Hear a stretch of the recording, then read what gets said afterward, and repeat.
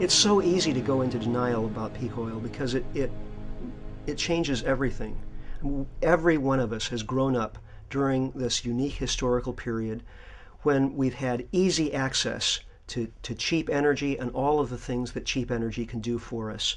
And so even people who intellectually understand peak oil, as soon as they turn their attention away, almost immediately start to go into sort of their normal mode of thinking. It's a natural human response. I find myself doing it all the time. And, I spend hours every day studying peak oil from all sorts of different standpoints.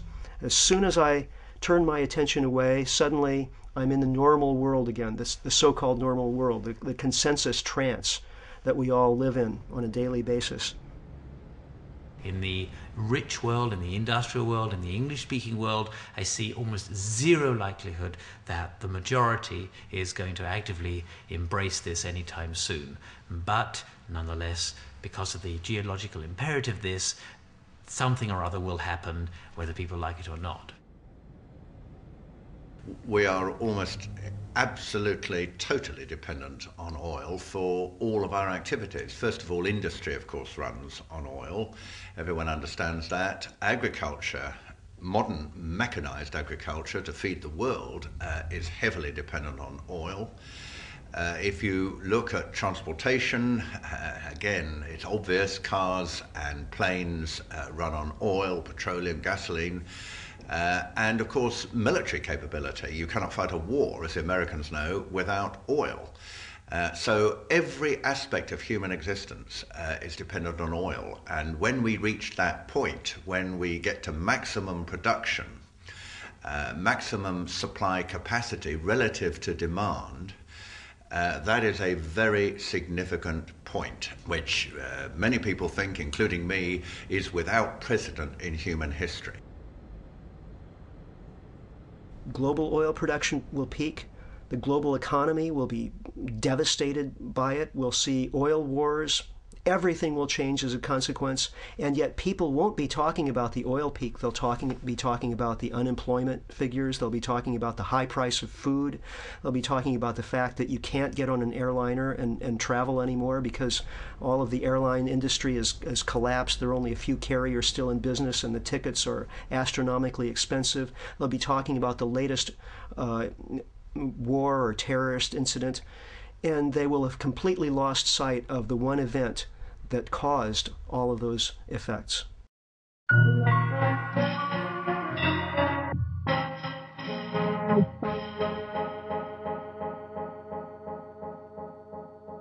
I think the evidence for peak oil is absolutely overwhelming. First of all, we're discovering less and less new oil fields. Virtually 4/5 of the oil that we're now consuming comes from fields discovered before 1970. The opportunity to find new oil becomes limited to smaller and smaller pockets, which are more difficult to extract and more costly.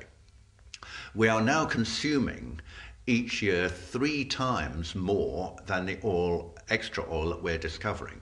And that gap is widening. But the key point is, I think, really this. At the moment, the world is using about 84 million barrels a day. Opinion in the oil industry is that we could perhaps, at an absolute limit, push that to around 95 million barrels a day. I don't think you'll find anyone in the oil industry itself, let alone outside it, who thinks we could do better than that. There's something like 53 countries now are physically producing less today than they have at some point in the historical past. I mean, that's fact. That's not interpretation or anything. Of course, you could, if it's just reached peak, you may say that's an anomaly. It may be able to do a little bit better next year, but by and large, most countries are either past peak or going over it. Britain, for example, peaked in 1999. Norway's also now gone over the top, as the Norwegian government confirms, and it's falling fast, about 6% a year. So that means the world is pretty much close to peak of ordinary conventional oil. Then there's another surge of this deep water oil, the last frontier, so to speak. There's a little surge of that coming in probably. And then, of course, there's the heavy oils of Canada and Venezuela that come in. There's a huge resource. There's no shortage of it. But the extraction rate is extremely slow and expensive. So if you put the whole thing together, I think we have a peak around 210. I think the general consensus, probably within the oil industry itself, although they're very unwilling to say this publicly, but the academic researchers who are much more likely to be independent and hard-headed in their analysis outside the oil industry believe that peak oil probably in the area of a 2010, 2015, something like that. And after that, we begin to see a gradual, very slow, gradual reduction in the supply, but an acceleration of demand. That's why this is not alarmist. It is impossible to believe that that will not happen. It is going to happen. Also, there's so much debate about this date of peak. It really misses the point to a degree, because whether the peak came last year, this year, or in 10 years' time doesn't really make that much difference, because it's not a high peak. It's only the maximum, a rather gentle curve. And the real impact of all of that, which is beginning to be realized, is not the peak itself, but the vision of the long decline that follows peak. And that's a relentless, remorseless decline that goes on forever at 2 or 3% a year. It's not individually very much, but that eats into our supply very seriously and ever worse. We expend about 10 calories of fossil fuel energy for every calorie of food energy that we produce. Now, this would have been impossible in any earlier historical time before we had access to cheap oil. If we had been expending more energy to grow food in the medieval era than the food gave us, we would starve. It's only because of this one-time only gift from nature of fossil fuels that were created over millions of years and stored up, and that we have been drawing down over the course of just a couple of hundred years, that we're able to run these energy deficits in our food system. So we're enormously exposed in that area, and peak oil could in fact mean widespread hunger and even famine on a global scale if we don't prepare for it and begin to transform our global food system to one that is not so dependent on fossil fuels. So I think it's a great illusion for people to think, oh yes, we've been through this, we faced it in the 1970s and we got out of it. We sort of got out of it. You could argue that we made a right mess of getting out of it and got ourselves into a much worse fix, and we should have listened to some of the signals from the earth and so forth, but we clearly didn't. This time it's going to be different. And I think that's going to be rather a stark realization for people. And I think people for a long time are going to be thinking, oh, we got out of the 1930s, we got out of the 1970s, what's going wrong? Why can't we get out of it now using the same kind of techniques? And I think using the same kind of techniques, at least some of the similar techniques, will be a great mistake, although I've no doubt that's what's going to be tried, unfortunately.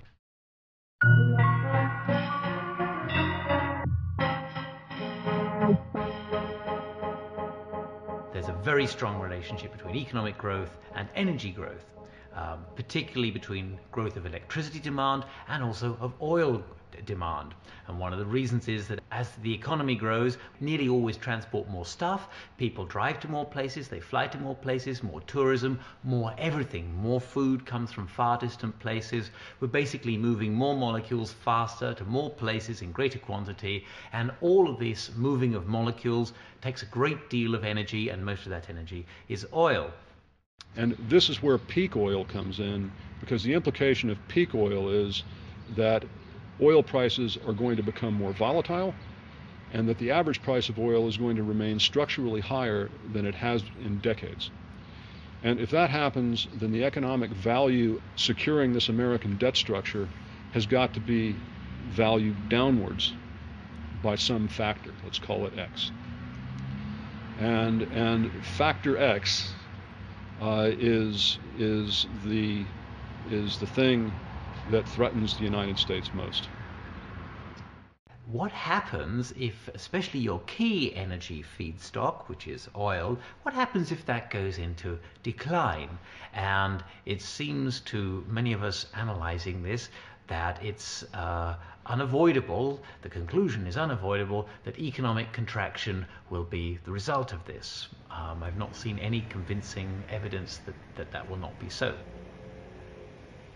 The economy is really kept afloat by the confidence of investors and consumers that economic growth is going to continue. If there's a widespread perception that the economy is going to contract, people will stop taking out new loans. People will stop buying new houses. Investors will stop investing. And the consequence of that is that the economy will begin to shrink. If the economy is not continually growing, that means new loans aren't being taken out, and new loans are the means by which the money supply expands. Money is created through the making of loans. So if more money isn't being created, that means that not enough money will exist to pay back existing loans at interest. That means there will be foreclosures, and when that happens, money effectively starts to disappear from the economy.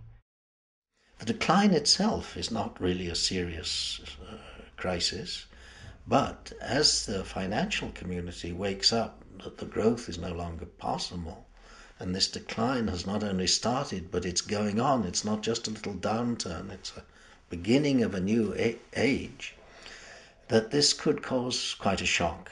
I mean, it could cause resource wars for people to try and get access to what is left. It could, I think personally, it probably heralds the second Great Depression, that somehow they've got to wipe out just mountains of capital. Irrespective of the peak itself, I think there'll be such a gap between the available supply and the desire, if you like, the demand, that it'll already cause huge trouble. Now that may coincide with the peak and that may not. So that will be a very interesting period of time to look at in terms of public reaction.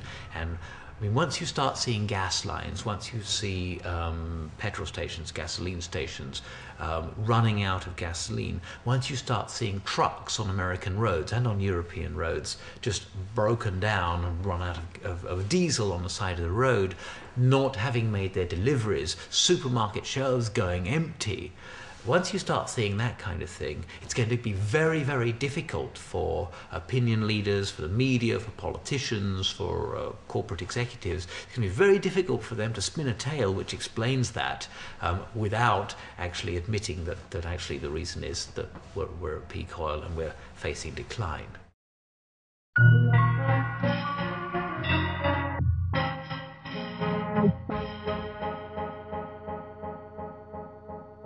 Not that they don't know. I mean, governments are extremely well briefed. Their leading officials make sure that they're in contact with all the leading organizations in the country, particularly sort of business and certainly the oil industry, which is so important. They will have talked exhaustively about this. So it's not as though they don't know, and it's not as though the leaders are not briefed. Of course they are.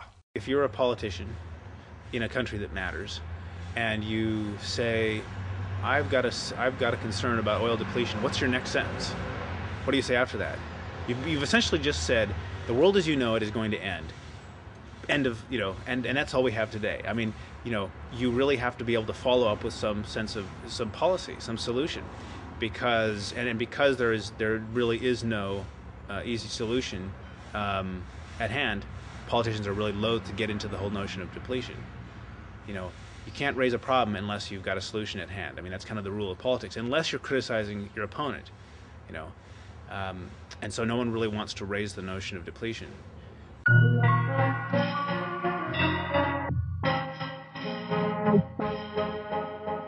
Of course, one would expect the politicians across the world to have begun to get together to talk about the implications and what each of them needs to do in order to deal with this threat.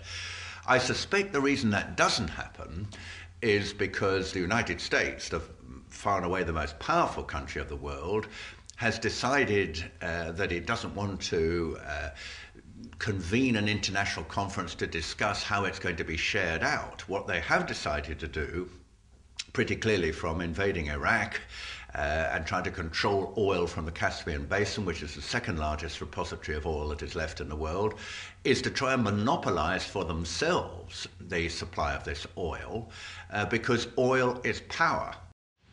Without cheap oil, the American empire would never have come about. Certainly as in anything like the form that we know it. Cheap oil has been absolutely critical to the construction of the political economy that is the United States today. And if you remove cheap oil, then that political economy has to change profoundly. The mainstream media, I think, have done an abysmal job of reporting on the events of 9/11, on peak oil, and other things that really impact our lives.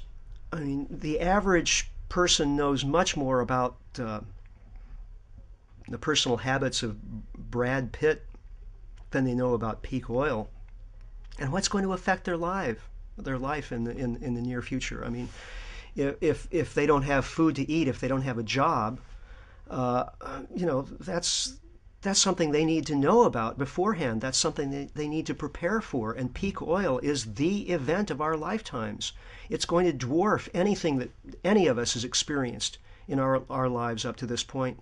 And yet we're told virtually nothing about it. Same thing with 9/11. I mean, here was the great political event, so-called terrorist event of our lifetimes. The world has changed profoundly as a result of it. And yet there's absolutely no real investigative reporting about it in the mainstream media. Instead, we have a lot of very courageous, independent investigative journalists who find it impossible to get their work published in the mainstream. It's a disastrous situation.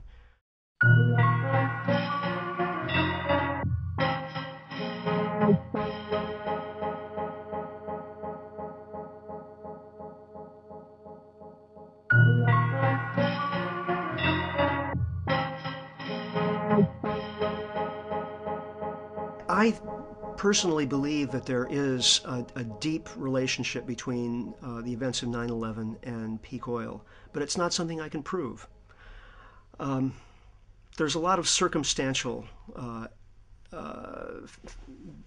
bits and pieces that when you add them up together paint a pretty persuasive picture, I think. The CIA's been studying the phenomenon of oil peaks since the 1970s.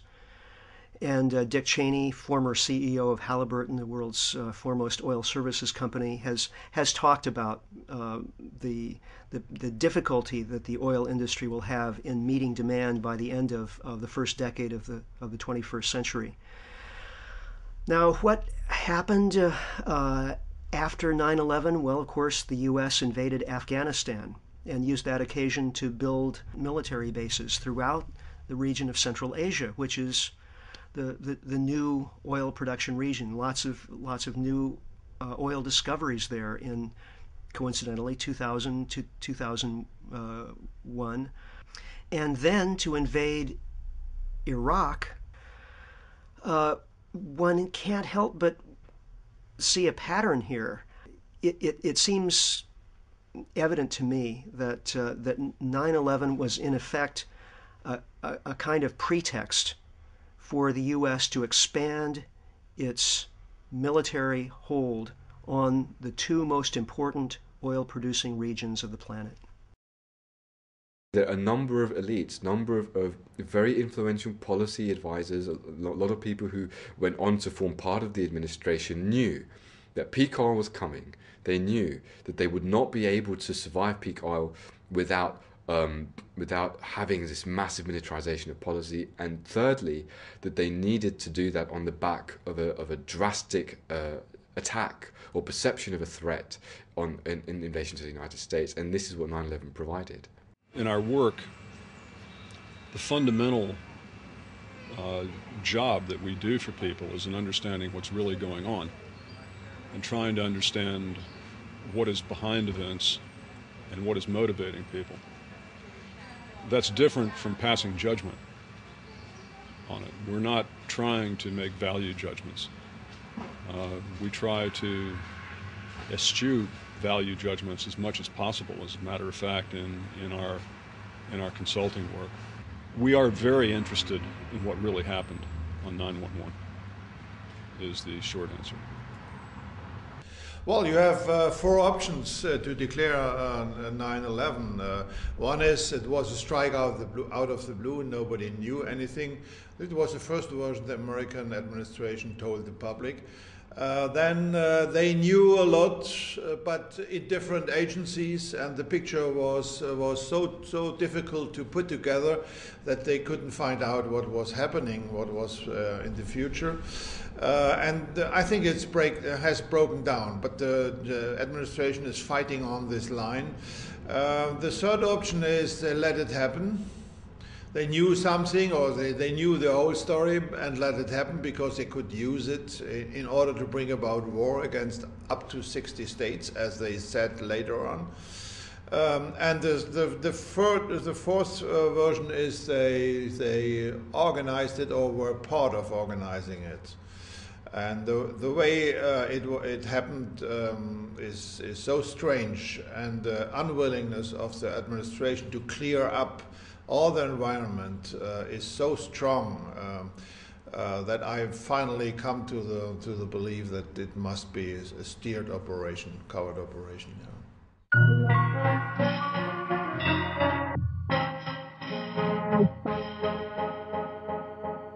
When I started looking through the 9/11 Commission report, I was outraged.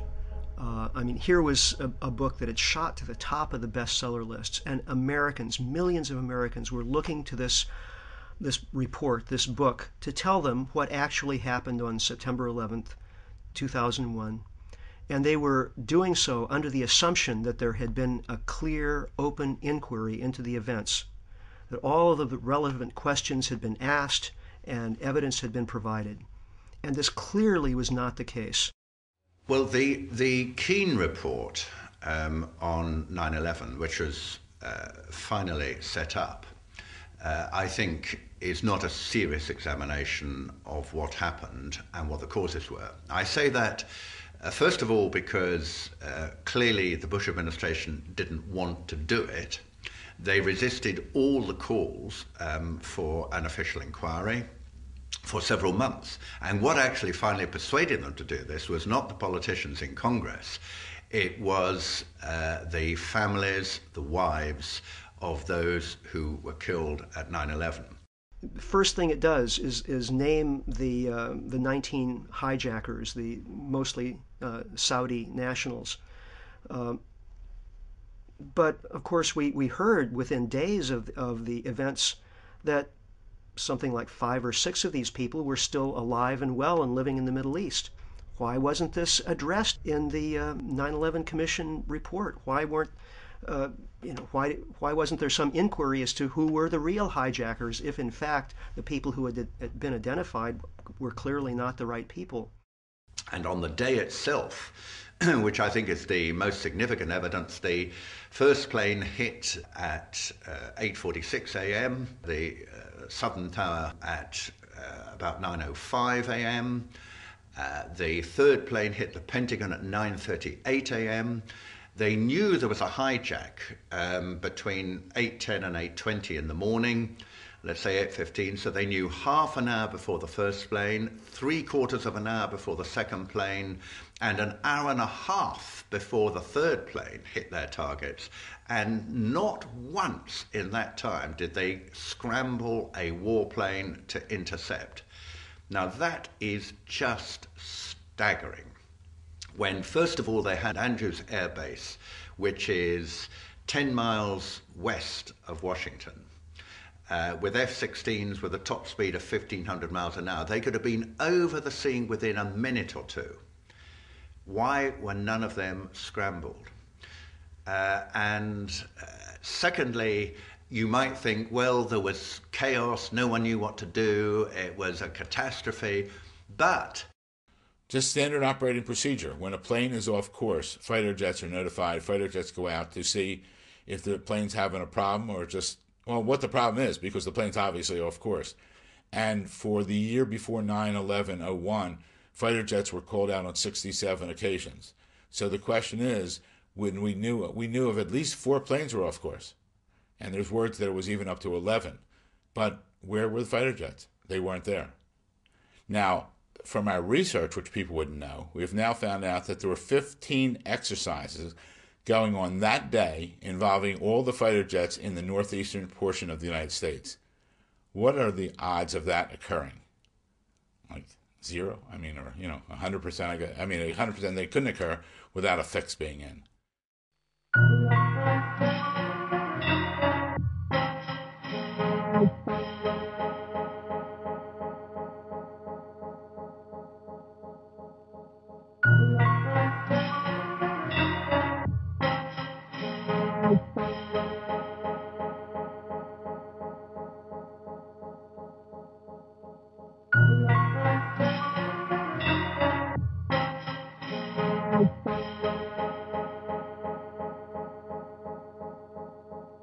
Why had these towers fallen so quickly, these steel-framed towers?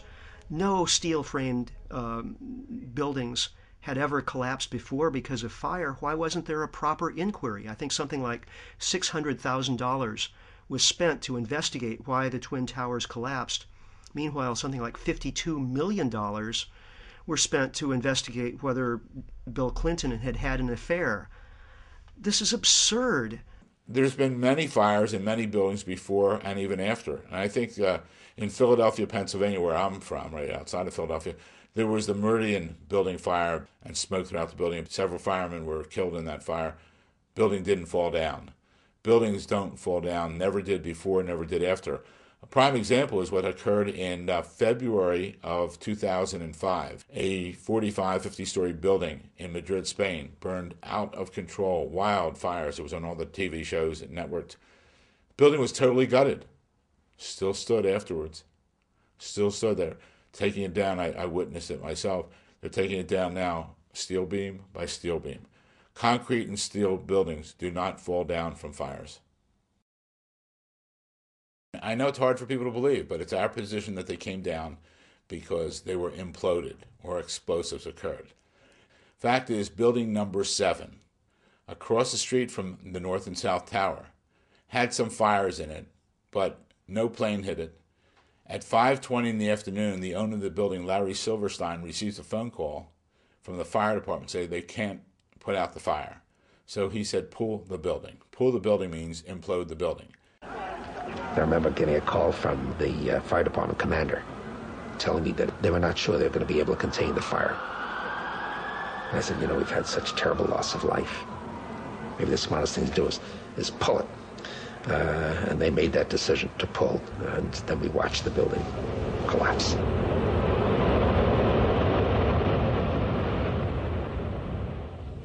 And it came down in its own footprint.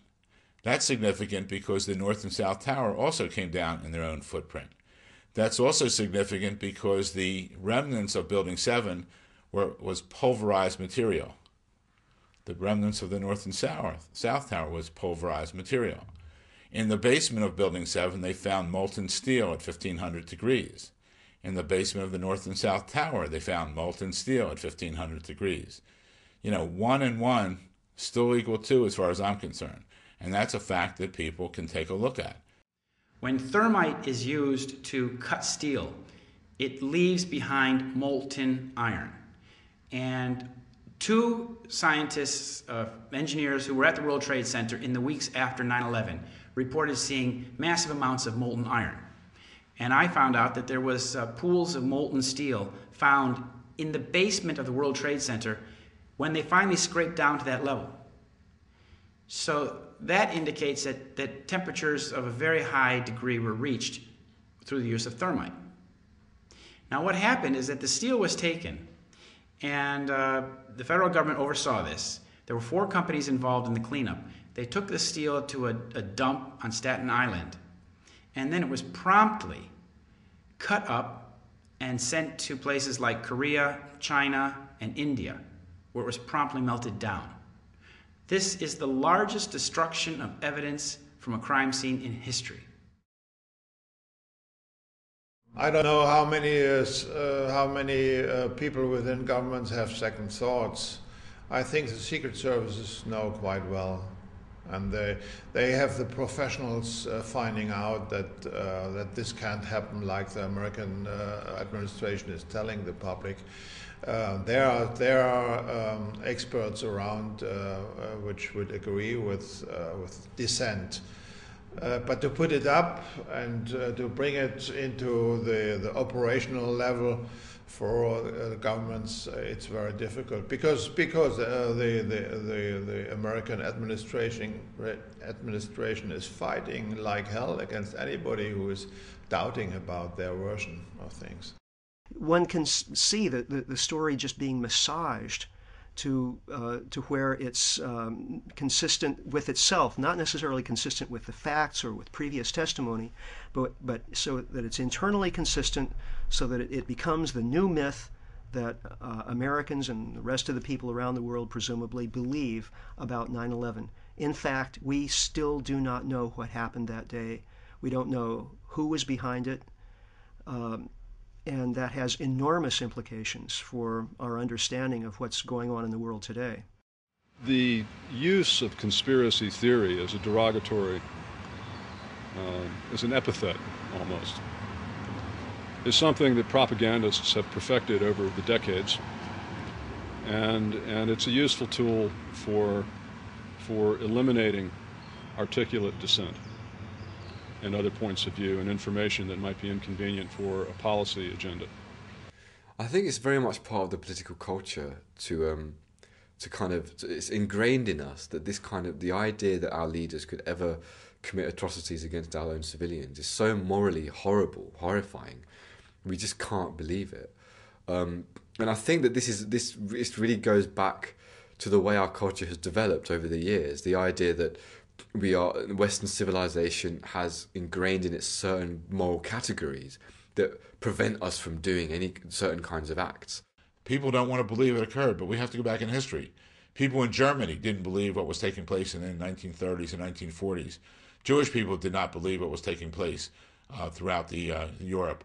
People in the United States didn't want to accept what was taking place back then. So we should look back in history and realize that events like this have taken place, and we better put up our safeguards now before it's too late.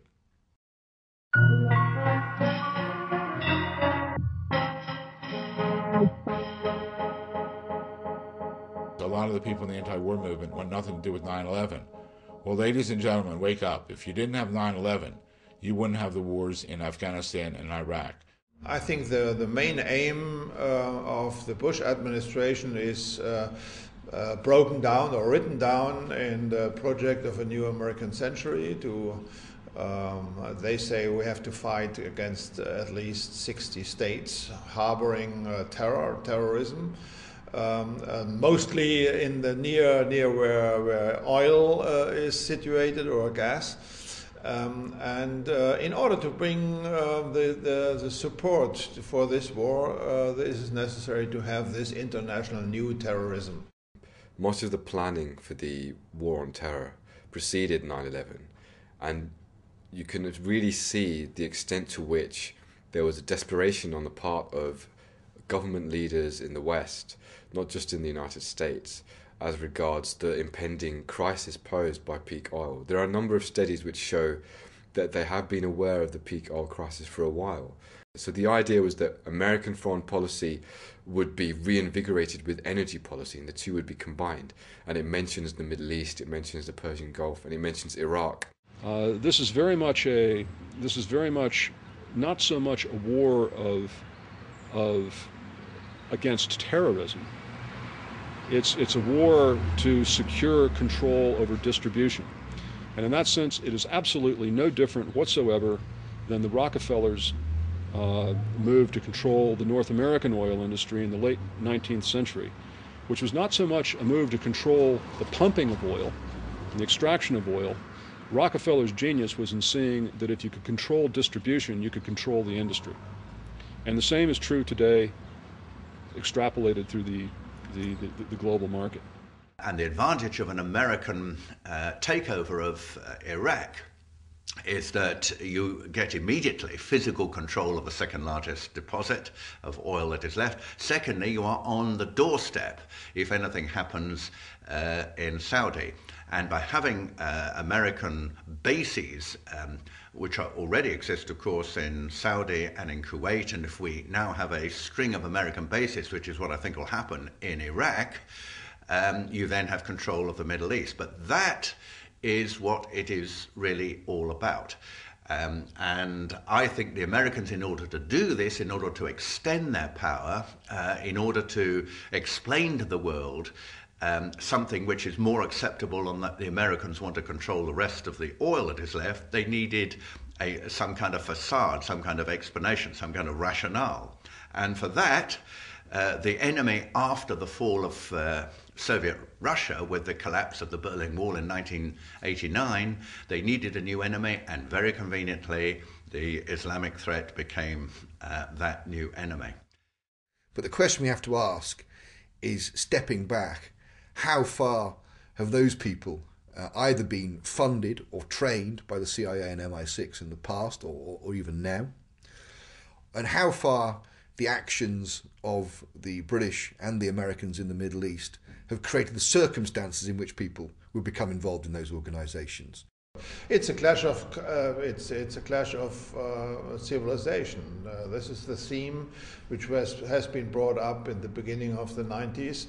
Sam Huntington told us we have to have new enemies. We have otherwise Western societies will not be able to lead. So you see this idea behind all this. And I don't believe in Osama bin Laden. I don't believe in Al Qaeda. I think it's all brought up by continuous faking of intelligence and propaganda. So the notion of a U.S. war on terrorism is simply a fraud. There is no war on terrorism. The Anglo-Americans are backing terrorists exactly when and where it suits them, from Chechnya to Cuba to other points around the world. The bulk of my research in my book, The War and Truth, concerns the role of Al-Qaeda as an instrument of Western covert operations. And this really does, for me, fundamentally undermine the entire concept of the war on terror, the entire view that they've given us of 9/11 and what happened. Because if Al-Qaeda is an instrument of covert operations rather than an enemy of the West, then there is no war on terror. And this is really the crux of the issue. This is a typical British strategy. You've got to know the name of Brigadier General Sir Frank Kitson. He was the British operations officer in Kenya at the time of the Mau Mau. And what Kitson saw, which has been known to commanders for centuries, millennia, if you've got an underground nationalist organization and you want to discredit them, you create your own parallel underground nationalist organization. You send them out. It's got to have the same name. It's got to have a false flag. You send them out, have it commit tremendous atrocities. Those will be blamed on the original relatively benign group, and they'll be discredited, they'll be demonized, and you gain political advantage. He wrote a book about it called Low Intensity Operations. And the technique is called the technique of the counter gang or the pseudo gang. Just as Al-Qaeda, in the broader sense, is a pseudo gang or counter gang created by US and British and Israeli intelligence. It's a counter gang against normal Arab nationalists or anybody with any positive agenda for reform or independence or development anywhere in the Arab world. They can always be labeled Al-Qaeda. The reductio ad absurdum of this is President Chavez of Venezuela, after giving Bush a hard time at various conferences and doing things to undermine the dollar, the neocons are now accusing President Chavez of being a member of Al-Qaeda. So you can see how easy it is to demonize somebody once you've got a good counter gang going. It's now being documented beyond a doubt based on historical records that the CIA, the MI6, teamed up with very, very secretive parallel elements of European intelligence services and orchestrated terrorist attacks to mobilize the public against the left, against the communists, and so on and so forth. And this would be really shocking to people if they knew that this is what happened. And this is what happened. There's no doubt about it. I mean, the best book on it is Daniel Ganser's book, NATO's Secret Armies. So this is serious academic stuff.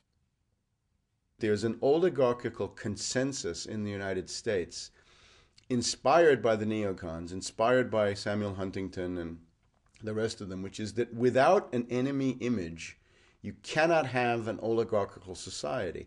Ultimately, that's the why. Because if you look at this, you say, terrorism, endless war, why? Who benefits?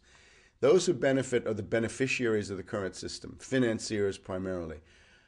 They feel that without the diversion of a war, they cannot maintain social relations, property relations in the current form. And this they are determined to do.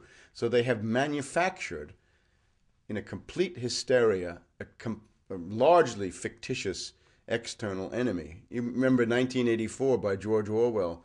Julia at one point says, I don't even think there is a war. It's just a fake to keep people under control. Orwell, I think, had a very good understanding of some of these psychological mechanisms. It's absolutely clear to me that a conscious decision has been made by the highest elements of our governments to allow and proliferate a terrorist threat. And this justifies the absolute wholesale militarization of policy, not just in terms of foreign policy, but at home in the crushing of civil liberties, the criminalization of dissent, the introduction of draconian terrorist legislation, which only allows governments to have even more powers against free speech and against public mobilization. So this is really the function that Al-Qaeda plays. It plays a fundamentally functional role in a myriad of ways, fueling covert operations, securing oil and gas interests quite directly, and indirectly generating the justification and the ideological framework necessary to legitimize this whole insanely repressive structure of violence that we have today, called the war on terror, which is really just a gigantic lie. This has been fabricated for this purpose.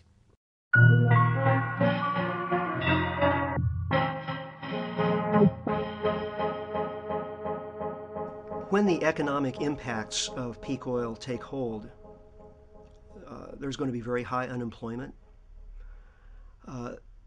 And when countries descend into that kind of economic turmoil, there is social unrest almost always as a consequence. I mean, look back to the 1930s. There was real concern throughout corporate America that the United States might fall to a communist government. Now, I think in the U.S., following peak oil, there likewise will probably be considerable social unrest. And I think the Patriot Act is a way of preemptively dealing with that unrest. This is a pattern that goes back many, many, many decades. And the involvement of military intelligence, the involvement of the CIA and these organizations within the borders of the United States is something that is amply documented in scholarly work, and you don't have to be a radical to observe it. The U.S. leaders are putting in place an infrastructure whereby they will be able to deal with that unrest and at the same time channel it towards scapegoats on the other side of the world. I'm sure that we'll be told that the reason we don't have enough oil is that there are evil people somewhere who are keeping it from us, who have perhaps attacked oil rigs or sunk tankers or battleships in the Persian Gulf or something like that, and therefore, we just have to go over there and deal with that problem. And once we've done that, of course, the American way of life can continue as it was before. Of course, that's a lie. The American way of life is effectively finished. It can't continue past the time of peak oil. Everything must change to adapt to the reality of a much lower energy world. But that's not the kind of message that Americans are going to want to hear. And so I think that there's a very high possibility of the United States becoming a kind of fascistic sort of regime. And I desperately hate to see that happen. But if one just looks at the signs on the horizon, they all point in that direction. Now, obviously, we're not at the route. We're not as far down that route towards dictatorship as the Nazis were. But we are going, I used to say we're going slowly towards it. We're not now. We're going rapidly towards it. So the reason we have to stand up and convince people that 9/11 was in fact an inside job was to stop that kind of Nazification taking place, particularly in Britain and America. And the time to do it is not to think about it and worry about it and think, well, I might be convinced by this if I read a bit more in a few years' time. The time to do it is now. Don't give them the benefit of the doubt. Because if we don't do it now, in 4 or 5 years' time, the apparatus of democracy will not be there for us to change our circumstances. So it's really either now or never. When you see Bush defend his Iraq policy, you will see that he does not use Iraq arguments in terms of closing the deal. When it comes to the heart of the matter, he uses 9/11 arguments. If he's asked, why did 2,000 people have to die in Iraq for no reason? The answer is 9/11, the lessons of 9/11. I know it's hard, but these are the lessons of 9/11. With that kind of demagogy, he's able to keep a hard core of 30 to 35% of the American public. With 30 to 35%, he will be able to stay in office and wage war indefinitely. He'll be able to go for a wider war. He can manufacture new 9/11s to firm up that base. He and Cheney can provoke incidents that will lead to war with Iran, with Syria, with Venezuela, with North Korea. There's no limit to this. It has no bounds. The only way to begin to attrit and to erode and to break up his 30 to 35% base is to begin dismantling the myth of September 11th. Because without accurate information, without an accurate understanding of the world, you cannot have a functional democracy. If people don't know what's going on, and if people don't understand what their leaders are doing, there's no democracy. This is the biggest problem, because as long as the American people are so susceptible to propaganda through the television and the mass media, I really can't see how they will get themselves out of the predicament that they're in. Denial is actually, it's the default condition. We all live in it continually, and it takes a deliberate effort to stick your head up above that state of denial and catch a breath of fresh air and really see what's going on.